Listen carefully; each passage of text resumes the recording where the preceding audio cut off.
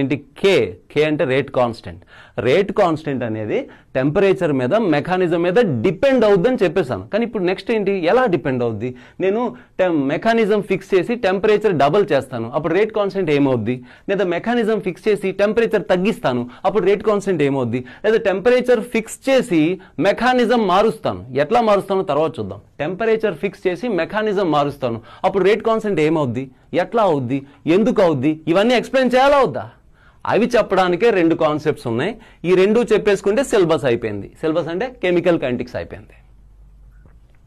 అయితే ఇందులో అర్హీనెస్ ఈ 2 దాన్ని ఎక్స్ప్లెయిన్ చేయడానికి, అంటే సేమ్ కాన్సెప్ట్ని ఎక్స్ప్లెయిన్ చేయడానికి ఈ 2. కానీ ఈ రెండిట్లో ప్రత్యేకత ఏంటంటే మొదటిది కొంచెం ఫిజికల్గా ఎక్స్ప్లెయిన్ చేస్తుంది.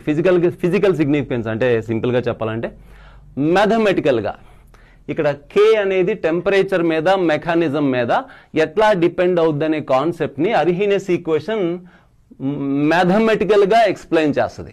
ఈక్వేషన్స్ రూపంలో మనం చక్కగా డిరైవ్ చేసి అర్థం చేసుకోవచ్చు. ఓహో, మెకానిజం మీద టెంపరేచర్ మీద కే ఇలా డిపెండ్ అయిందా, ఓహో టెంపరేచర్ పెంచితే కే ఎందుకు పెరిగిందా అంటూ అర్థం చేసుకోవచ్చు అర్హీనెస్ ఈక్వేషన్ ద్వారా మ్యాథమెటికల్గా.